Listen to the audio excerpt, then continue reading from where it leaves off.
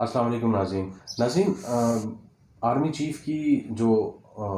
دو انہوں نے چینلز کے ساتھ گفتگو کی پیپر پر، اس کے بعد ایک طوفان سے کھڑا ہو گیا ہے اور دوبارہ سے وہ چیز زندہ ہو گئی ہے. اور جیسا کہ میں نے کہا کہ شاید اس کو ایوائڈ کیا جا سکتا تھا. ہر جگہ اگر آرمی اس طرح کے معاملات میں آئے گی تو وہ چیز زیادہ کنٹروورشل ہو جائے گی. تو اب میں آج آپ کو تفصیل سے بتاؤں گا کہ بیسیکلی یہ کنٹروورسی کہاں سے سٹارٹ ہوئی، اس کے تانے بانے کیسے ہمارے دانوں سے ملتے ہیں، اور کیا کوئی بین الاقوامی سازش بھی ہوئی تھی یا نہیں ہوئی تھی. ہم یہاں پہ کوشش کریں گے مختلف جو اینیکڈوٹل ایویڈنس جسے کہتے ہیں اس کو ملانے کی اور تانے بانے ملانے کی کوشش کریں گے کم سے کم وقت میں، تاکہ آپ کو ساری تفصیل سمجھ آ سکے کہ اب تک مختلف باتیں ہو رہی ہیں، سازش ہوئی ہے یا نہیں ہوئی. تو میں آپ کو بتاتا چلوں کہ میں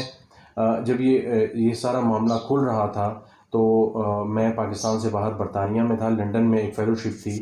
میں اس میں حصہ لے رہا تھا، لیکن پاکستان میں ظاہر ہے جتنے بھی ذرائع ہیں ان سے ہماری گفتگو تب بھی ہو رہی تھی، اور اب بھی میری کافی لوگوں سے ملاقاتیں ہوئی ہیں. اور اس سے پہلے میں نے آپ کو کچھ ویڈیوز میں بتایا کہ اکتوبر میں خاقان عباسی صاحب نے مجھے کیا کہا تھا. تو سب سے پہلے ایک چیز تو آپ انڈرسٹینڈ کر لیں کہ عمران خان اور فوج کے درمیان جو بدمزگی تھی وہ تو اکتوبر کے بعد D G I S I کے اپوائنٹمنٹ کے حوالے سے سٹارٹ تو ہو گئی تھی.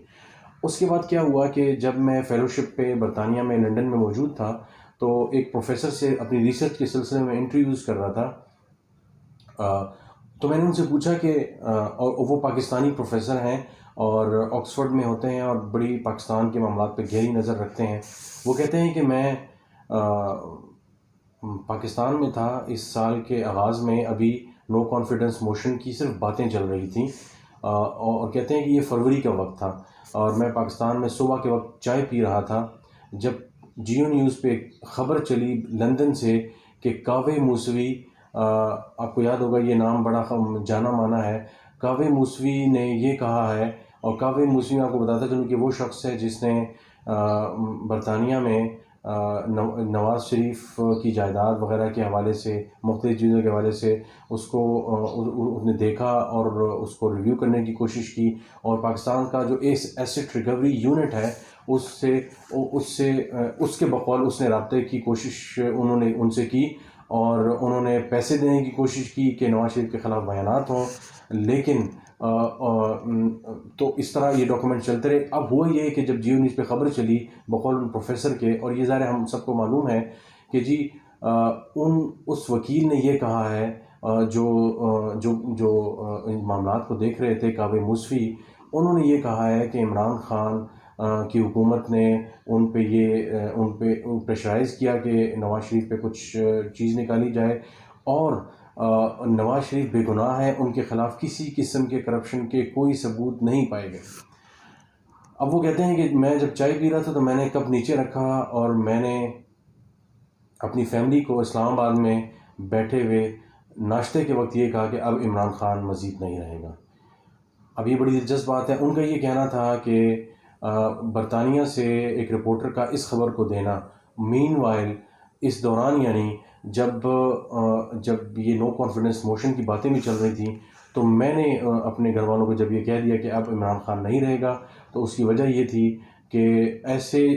رپورٹر کی طرف سے خبر آنا جس کے تانے بانے ملائے جاتے ہیں، جس کے بارے میں کہا جاتا ہے کہ وہ پاکستانی اداروں کے ساتھ بہت زیادہ کنیکٹڈ ہے، اور وہ اکثر خبریں پاکستانی اداروں کے ایما پر بھی دیتا ہے. کاوے موسوی کا میں آپ کو بتاتا چلوں کہ وہ ایک ایرانی ڈیسیڈنٹ ہیں، یعنی ایران سے بھاگ کر آئے ہوئے ہیں، اور وہ انہوں نے سیاسی پناہ لی ہوئی ہے برطانیہ میں، اور وہ بڑی ایک مشکوک سی شخصیت ہیں. اور کہا یہ جاتا ہے کہ مختلف ادارے ایسے افراد کو اپنی مدد اور اپنے پروپیگنڈے اور ایجنڈے کے لیے استعمال بھی کرتے ہیں وقت آنے پر. تو خیر انہوں نے وہ بیان بھی دے دیا. اس کے بعد ہم نے دیکھا کہ نو کانفیڈنس موشن بھی آ گئی. تو یہ ایک وہ سارا معاملہ تھا. اب میں آپ کو بتاتا چلوں کہ جو اسد مجید جو ایمبیسڈر تھے، ان سے انڈر سیکرٹری جو ڈونلڈ لو ہیں، انہوں نے ملاقات کی اور انہوں نے ان سے مختلف باتیں کی اور وہ باتیں کیا تھی. تھوڑا سا میں اس کو آپ کے علم میں بہت سی چیزیں ہوں گی، لیکن میں تھوڑا سا آپ کو اس کا ٹچ دے دوں کہ انہوں نے یہ کہا کہ پاکستان میں جب عمران خان نے پاکستان سے رشیا کا وزٹ کیا تو یہ اس نے اکیلے کیا، وہ اپنی ماں پر کیا گیا، تو اسے یہ ڈونلڈ لو کو کہا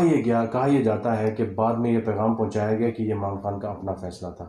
حالانکہ فارن آفس میں تمام فارمر ایمبیسڈرز سے ملاقات کی گئی. تمام فارمر ایمبیسڈرز کو یہ بتایا گیا کہ آپ یہ بتائیں کہ کیا رشیا جانا چاہیے یا نہیں جانا چاہیے. جب یوکرین کی جنگ ابھی سٹارٹ نہیں ہوئی تھی، لیکن یوکرین کی جنگ رشیا نے یوکرین پہ حملہ کرنا تھا، تو تمام سفیروں نے کہا کہ بالکل، میجورٹی نے کہا جانا چاہیے. اور اسی طرح اداروں نے، فوج نے بھی کہا کہ بالکل جانا چاہیے، کیونکہ پاکستان کے رشیا سے تعلقات ایک عرصے تک خراب رہے، تو اور پاکستان گندم، تیل وغیرہ دوسری چیزیں بھی روس سے لے سکتا ہے، تو ایک اچھی اپرچونیٹی تھی. اب ایران کی یا پاکستان کی بدقسمتی کہہ لیں کہ جس رات وہ پہنچے، اگلی صبح جب ملنا تھا تو ناشتے سے پہلے روس نے یوکرین پہ حملہ کر دیا. اور ہم نے دیکھا کہ اس کے بعد ولادیمیر پیوٹن نے عمران خان سے ملاقات تو کر لی، لیکن ایک کنٹروورسی سی جنریٹ ہو گئی. تو ان سفیر نے یہ کہا، ان سفیر کو یہ پیغام پہنچایا گیا کہ عمران خان نے یہ فیصلہ خود اپنے تعین کیا ہے. اداروں نے خود کو عمران خان کے اس فیصلے سے علیحدہ کر لیا. اچھا، کہا یہ جاتا ہے کہ اس کے بعد اور مختلف ایسی باتیں کی گئیں جس میں انہوں نے کہا کہ اگر عمران خان ہٹ جاتے ہیں معاملے سے، تو جو پابندیاں ہیں، جو FATF ہو گیا، IMF کے پیسے ہیں، وہ سب جو ہے وہ کلیئر ہو جائے گا. اور بظاہر یہ لگ رہا ہے کہ FATF کا جو پاکستان نے پچھلے 3-4 سالوں میں جتنی محنت کی، اور وہ 28 میں سے 27 جو نقطے تھے، اب تو 28 کے 28 پہ عمل ہو چکا ہے. چاہے وہ منی لانڈرنگ کے حوالے سے جتنے گولز اور ٹارگیٹس ملے تھے وہ مکمل ہو چکے ہیں. تو FATF سے پاکستان باہر آ جائے گا. IMF کی ڈیل، جتنے سخت فیصلے اب تک کیے ہیں، تو بظاہر یہ ہے کہ IMF کی ڈیل بحال ہو جائے گی. تو تب انہوں نے یہ کہا تھا کہ IMF، FATF، یہ سارے معاملات سب ٹھیک ہو جائیں گے، پاکستان مشکلات سے نکل سکتا ہے اگر عمران خان نہ رہے تو.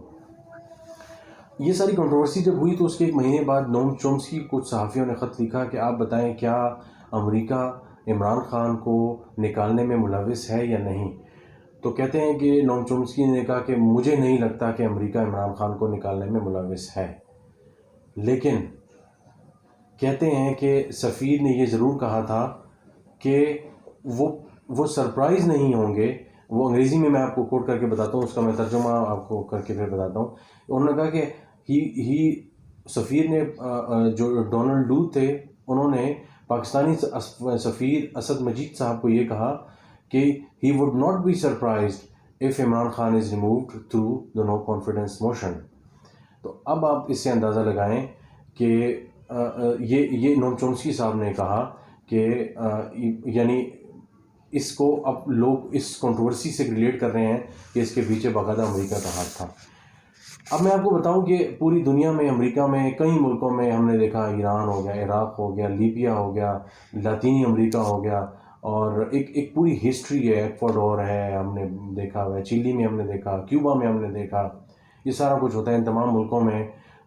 جو کمیونسٹ ملک بھی کہلاتے ہیں، جو تھوڑا سا جو باغی ملک کہلاتے ہیں، ان میں ہم نے دیکھا جتنے کورس ہوئے یا جتنے مارشل لا لگے، اس پہ باقاعدہ طور پہ امریکہ کا ہاتھ بعد میں سامنے آیا. تو میں یہاں پہ بالکل یہ نہیں کہہ رہا کہ امریکہ 100% اس میں شامل تھا یا نہیں تھا، لیکن یہ جتنا ایویڈنس ہے یہ آپ سب کے سامنے ہے. اور ہم نے یہ دیکھا ہے کہ آرم ٹویسٹنگ کیسے کی جاتی ہے پوری دنیا میں، کیسے ایک چیزوں کو ملایا جاتا ہے. تو ایک طرف فوج کی ناراضگی تھی، اور ایک طرف امریکہ کے خلاف سخت سٹانس لیا، چاہے وہ بیسس کا معاملہ تھا،